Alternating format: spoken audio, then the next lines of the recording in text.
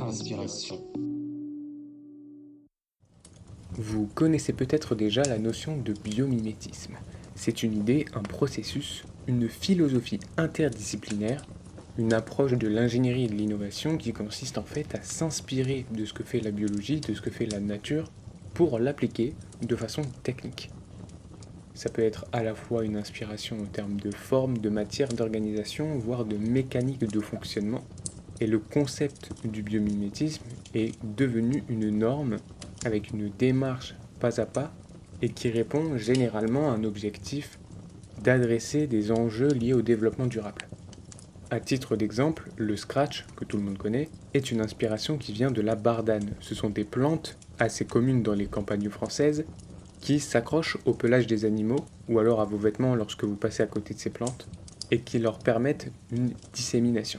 Je vous parle du biomimétisme simplement pour faire une analogie, un parallèle avec une discipline que vous connaissez probablement beaucoup moins.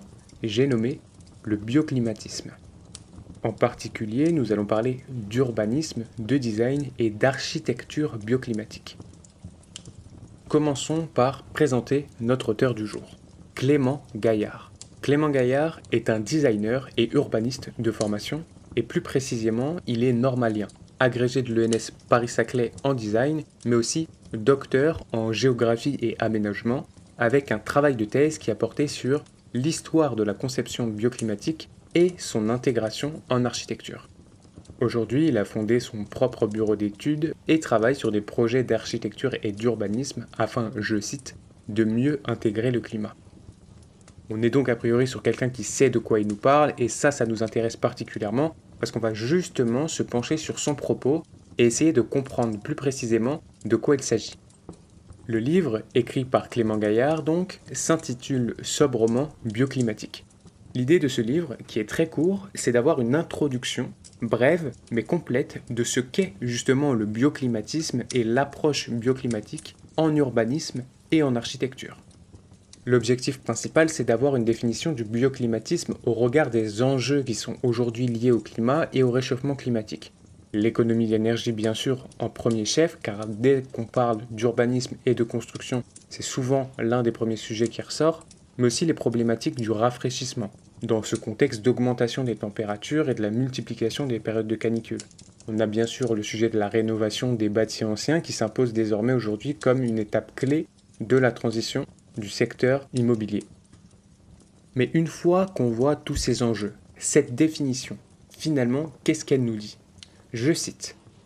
Il s'agit d'une méthode en architecture et en urbanisme qui consiste à concevoir des constructions ou des aménagements qui maximisent l'utilisation du potentiel climatique d'un milieu afin de répondre aux besoins de ses habitants.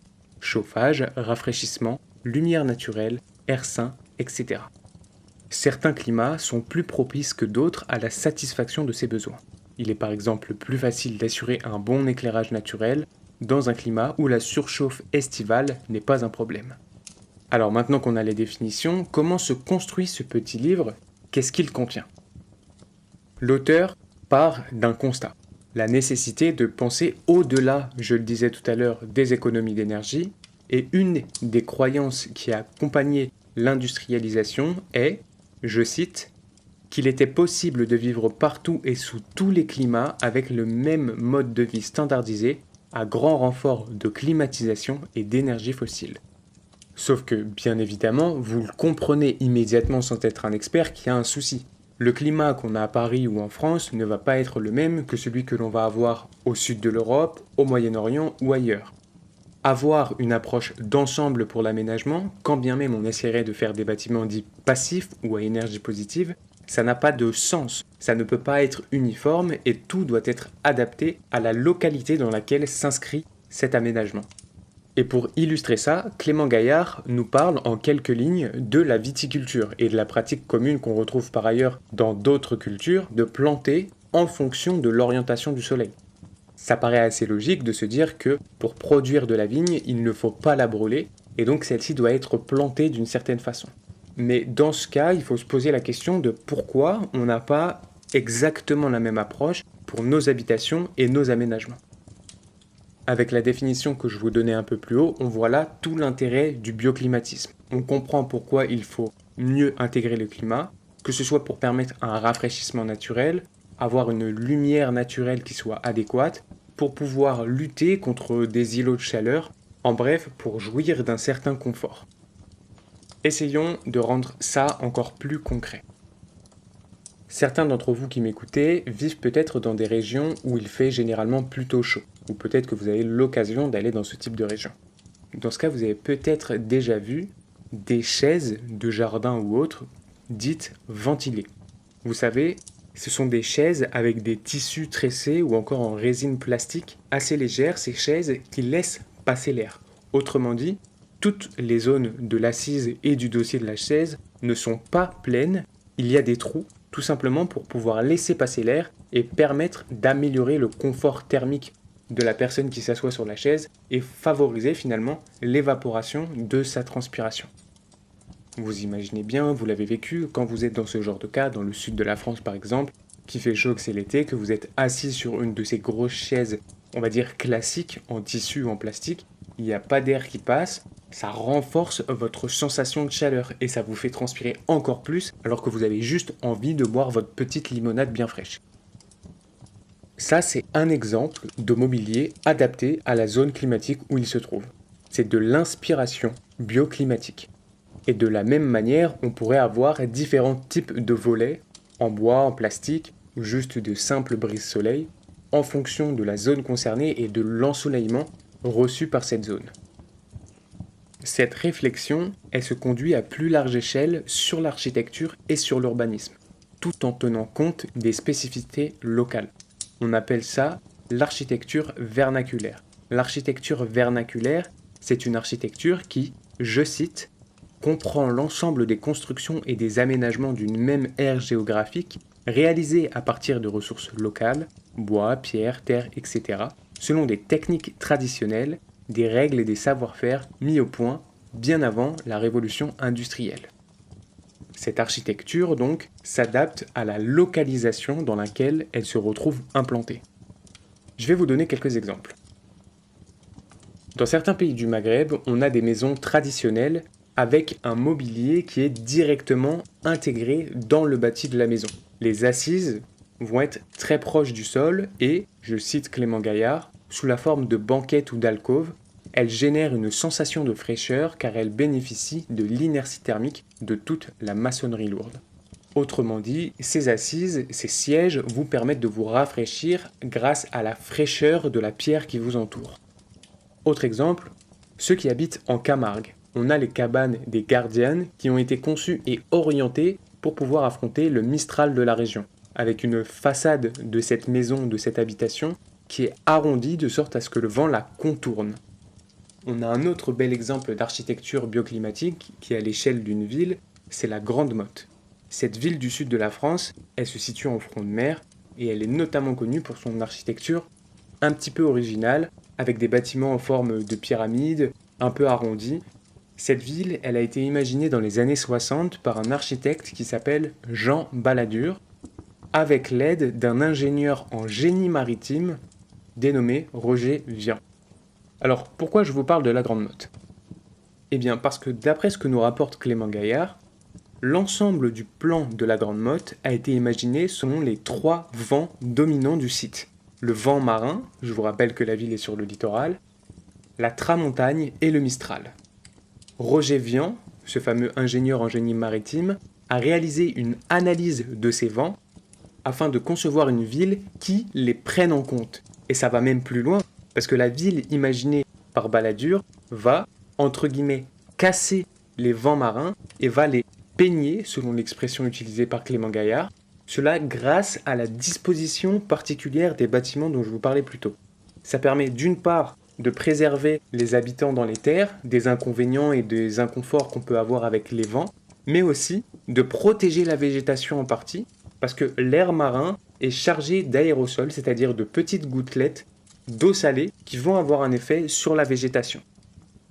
On a donc toute une architecture de ville qui a été pensée afin de pouvoir s'adapter tout simplement et pour faire face ou composer avec les contraintes climatiques du milieu dans lequel elle s'est construite. Et ça a un intérêt majeur parce qu'en plus de préserver par exemple la végétation dans le cas de la Grande Motte, ça permet aussi d'avoir une relation au climat qui est différente et une relation à l'environnement dans lequel les habitants vont évoluer qui est plus adaptée et qui est plus agréable tout simplement. Bon, ces quelques exemples ne sont pas tous dans le livre, mais vous pourrez les approfondir si ça vous intéresse en allant regarder le travail qui est proposé par Clément Gaillard. Et puis surtout, maintenant, vous avez quand même une meilleure compréhension, vous appréhendez mieux le concept du bioclimatisme. Ce qui est vraiment agréable dans le livre, c'est qu'on a une approche qui est pragmatique. Elle est objective et surtout, on est finalement sur de la technique. On est sur de l'ingénierie, c'est fondé sur de la donnée et ça prend en compte les différentes échelles du climat. On a le climat global, donc à l'échelle planétaire, on a le climat local, à l'échelle d'une région ou d'une ville, et on a le microclimat, qu'on peut considérer à l'échelle d'une ville, voire d'un quartier, voire même de certaines rues. Et donc vous comprenez que avoir des adaptations au niveau du microclimat est essentiel, parce que c'est ça qui permet d'avoir des aménagements, un urbanisme qui soit cohérent avec les contraintes imposées par les vents, par l'ensoleillement et tout ce qui s'ensuit. À titre d'exemple, sur certaines rues, dans quelques villes de France, on retrouve l'expression des rues glaciaires. Ce sont des rues où il y a un engouffrement du vent qui fait qu'à certaines périodes de la journée et de l'année, elles vont être glaciaires, c'est-à-dire qu'elles vont être très froides et qu'il n'est absolument pas agréable ni d'habiter ni de passer dans ces rues-là. Typiquement, c'est le genre de cas que l'on va prendre en compte quand on a une approche qui est bioclimatique. Pour éviter, je me répète, mais pour éviter toutes les contraintes qui sont liées à ce climat, ce microclimat. Et surtout dans le livre, il y a une chose qui est très importante, c'est qu'on souligne l'incertitude qu'il y a quant à l'utilisation des phénomènes climatiques. Admettons que vous utilisiez du vent pour faire un rafraîchissement naturel. On ne peut pas être sûr que le régime du vent sera le même d'une semaine à l'autre, en semaine A ou en semaine B, voire d'un mois de l'année à l'autre. Et donc il y a une approche qui doit être probabiliste, ce qui implique d'utiliser finalement plusieurs stratégies d'adaptation au climat dans lequel on évolue. Et dans le cas de cet exemple-là, d'avoir diverses stratégies de rafraîchissement. Ça renforce également l'idée selon laquelle on ne peut pas avoir une approche juste globale qui est de dire, bah voilà, on va utiliser le rafraîchissement et on va reproduire le même schéma partout. Non, il faut une adaptation qui soit spécifique à chaque lieu, sinon l'approche est faussée, très clairement. Un autre élément sur ce livre. L'approche bioclimatique que propose Clément Gaillard peut peut-être vous faire penser au low-tech. Les low-tech qui sont, je le rappelle, une philosophie qui va s'opposer au high-tech et qui propose une approche qui soit suffisante mais sobre en énergie, en matière, à niveau de confort équivalent et qui permettent de prendre en compte les contraintes du système fermé qu'est la planète Terre, les limites planétaires, autrement dit ressources naturelles limitées, contraintes sur les matières premières et ainsi de suite. Cette approche bioclimatique, qui a une composante low-tech, elle fait sens car Clément Gaillard a travaillé et travaille encore aujourd'hui sur les low-tech. On a donc deux notions qui vont être complémentaires. Il n'est absolument pas obligatoire d'avoir une maison ultra domotique, ultra équipée avec des contrôles de température automatisés, une climatisation sur régime toute l'année, un chauffage par le sol, lorsqu'on a la possibilité de prendre en considération le microclimat et de s'adapter à ce qu'il nous propose. Finalement, je trouve que le livre est plus large qu'une simple présentation du bioclimatisme au sens strict et purement technique. C'est une approche d'une conception bioclimatique au sens d'une philosophie du climat, une philosophie de la relation que va entretenir l'homme à son climat et une philosophie de la façon dont l'homme s'adapte à ce climat et l'habite. C'est de nouveau assez logique d'avoir cette composante philosophique puisque Clément Gaillard est également formé en philosophie. Un dernier vrai avantage du livre, c'est la richesse des illustrations qui vont vraiment aider à appréhender les différents concepts que j'ai essayé de vous décrire dans cet épisode avec les stratégies de rafraîchissement, le sens du vent, les composantes en fonction de l'orientation du soleil, etc. Donc c'est un vrai avantage qui permet d'aller encore plus loin dans les concepts et de vraiment les appréhender comme il faut. C'est vraiment un très bon petit livre, moins de 45 pages, moins de 10 euros, donc hyper intéressant, à la fois pour découvrir l'approche de cette philosophie du climat et à la fois son implication dans votre quotidien, dans la façon dont on pense l'urbanisme. Et puis bon, si après tout ça peut vous permettre de voir les chaises de jardin un peu différemment, ce sera au moins ça de gagner. Je vous encourage fortement à le lire. N'hésitez pas, encore une fois, à aller voir le travail proposé par Clément Gaillard.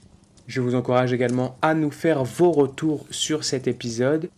Moi, je vous dis merci à tous pour votre écoute. N'hésitez pas à partager le podcast si vous a intéressé, nous mettre les 5 étoiles sur les différentes plateformes. Et je vous dis à très vite pour un nouvel épisode d'Inspiration. Inspiration.